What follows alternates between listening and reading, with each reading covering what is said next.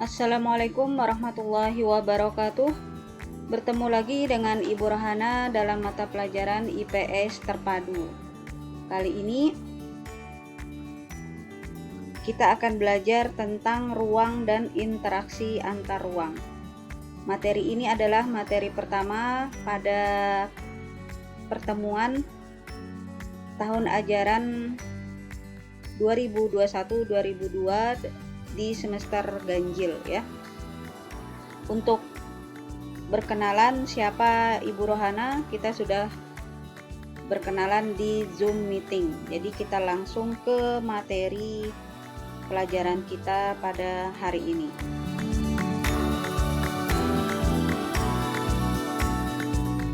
Jika ada yang tidak kalian pahami ya, nanti ketika pembelajaran berlangsung kalian bisa wapri Ibu di nomor HP Ibu 081347402694. Baiklah, sebelum kita memulai materi, ini Ibu akan tampilkan gambar yang berhubungan dengan materi kita.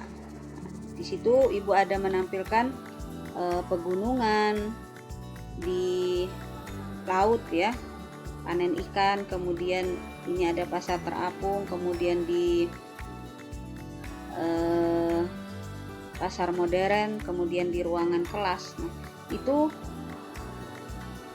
ketika kalian memperhatikan gambar itu pasti akan timbul pertanyaan di benak kalian, apa sih yang dimaksud dengan ruang dan interaksi antar ruang. Nah, inilah yang akan kita pelajari pada materi kali ini. Kemudian tujuan pembelajaran dari materi kita itu ada 3. Yang pertama, ketika mempelajari materi ini diharapkan kalian nanti mampu menjelaskan pengertian ruang. Kemudian kalian juga dapat mengidentifikasi apa sih yang dimaksud dengan pengertian interaksi antar ruang. Kemudian yang ketiga atau yang terakhir, kalian dapat menganalisis syarat terjadinya interaksi ke ruangan. Baiklah, kita masuk ke materi yang pertama, yaitu pengertian ruang dan interaksi antar ruang. Jadi ruang itu adalah tempat di permukaan bumi baik secara keseluruhan maupun sebagian yang digunakan makhluk untuk tinggal. Jadi baik itu yang di dalam ruangan ataupun di dalam ruangan, apabila itu masih di permukaan bumi itu bisa dikatakan dengan ruang, dan kita tahu itu sama-sama ditempati oleh makhluk hidup untuk tinggal, entah itu manusia maupun hewan ya.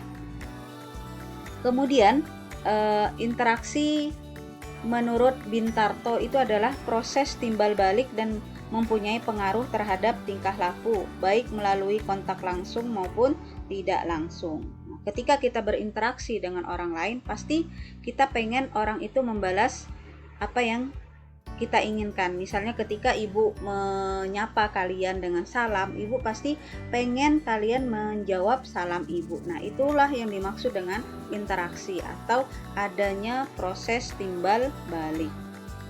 Nah, kemudian terjadinya interaksi antar ruang itu seperti apa ya? Di sini ada gambar, Ibu kasih 2 gambar. Yang pertama itu adalah gambar lautan ya. Nah, kita tahu laut itu kaya dengan ikannya. Nah, kemudian di gambar yang lain itu ada gambar persawahan ya, dengan tanamannya. Nah, itu pasti akan menghasilkan sayur-sayuran. Nah, apakah 2 ruang atau 2 tempat ini akan terjadi interaksi atau proses timbal balik? Pasti jawabannya adalah iya ya.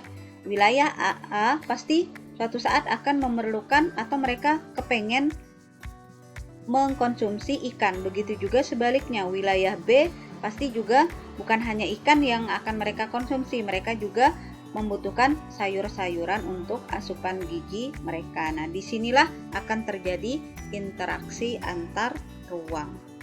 Nah, kemudian apa sih yang dimaksud dengan interaksi antar ruang itu? Jadi interaksi antar ruang itu adalah berupa pergerakan baik orang, barang, informasi dari daerah asal menuju daerah tujuannya.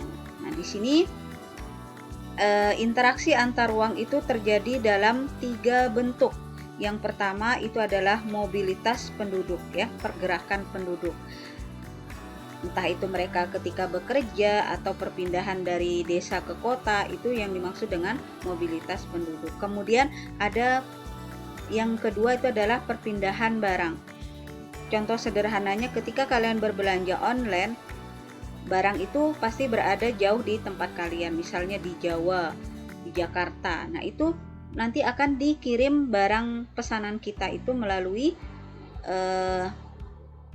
bisa melalui udara, laut maupun darat. Nah, itu akan terjadi perpindahan barang. Kemudian perpindahan informasi. Nah, ini yang lebih dekat dengan dunia kalian. Setiap hari pasti kita akan melakukan perpindahan informasi. Nah, kalian ketika kalian tidak paham ketika pembelajaran classroom kemarin, kalian banyak yang wahpri ke ibu. Nah, itu bisa disebut dengan perpindahan informasi. Nah, kalian menginformasikan bahwa kalian tidak paham dengan Zoom, tidak paham ketika menyerahkan tugas di classroom, ibu akan memberikan informasi, begini loh caranya. Nah, itu akan terjadi perpindahan informasi. Nah, kemudian di sini ada syarat terjadinya interaksi ke ruangan. Ada 3, ya.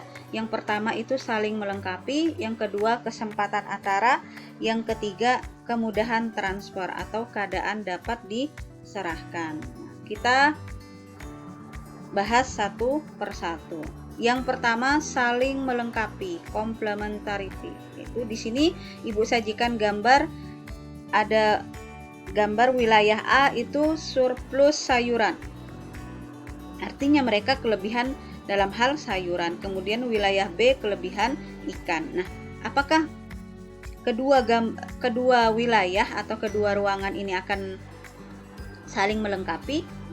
Ya, jawabannya sangat mungkin untuk mereka melakukan interaksi, ya, karena wilayah A suatu saat pasti pengen mengkonsumsi ikan, begitu juga wilayah B suatu saat pasti akan mengkonsumsi sayuran. Nah, di sanalah mereka akan saling melengkapi, ya. Kemudian kesempatan antara, intervening opportunity. Nah, di sini ada 3 gambar, ya, 3 wilayah, 3 ruang yang berbeda.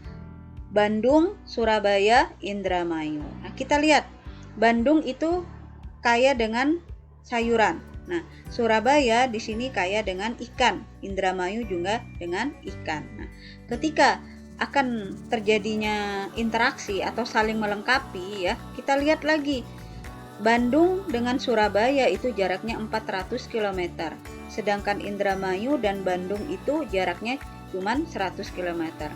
Indramayu dan Surabaya sama-sama penghasil ikan. Nah, manakah yang dipilih oleh Bandung ketika dia ingin mengkonsumsi ikan?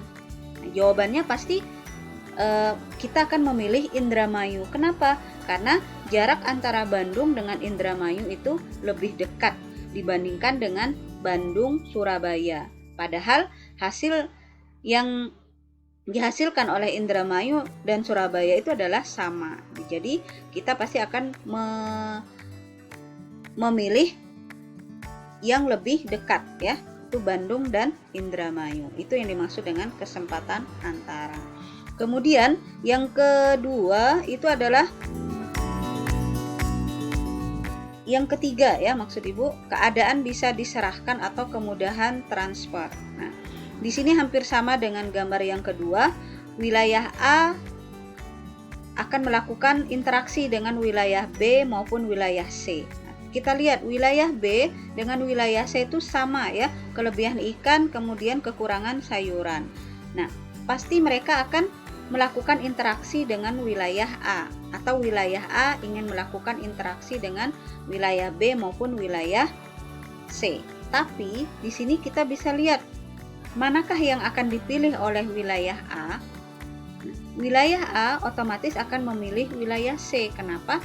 Karena di sini bisa jaraknya lebih dekat, atau bisa jadi, ya, jalan jalan menuju ke wilayah B yang dilakukan oleh wilayah A itu misalnya jalannya mengalami rusak parah, kemudian otomatis kalau jalan rusak payah membutuhkan biaya yang lebih banyak juga.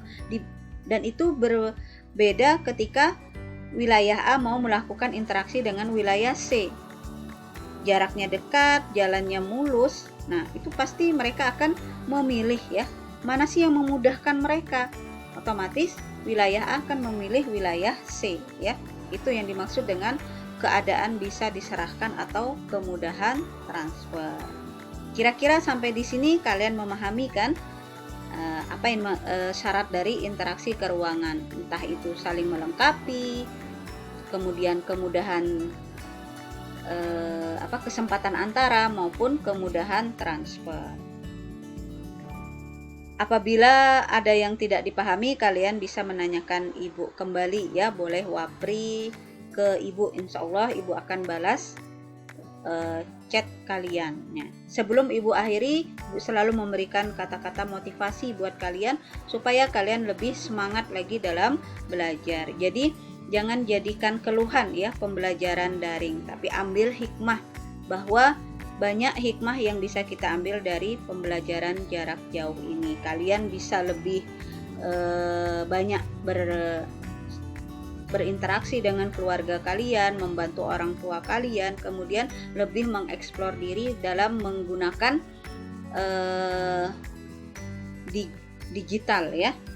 Tapi untuk pembelajaran, bukan hanya untuk game atau main-main. Nah, di sini Ibu akan memberikan kata motivasi.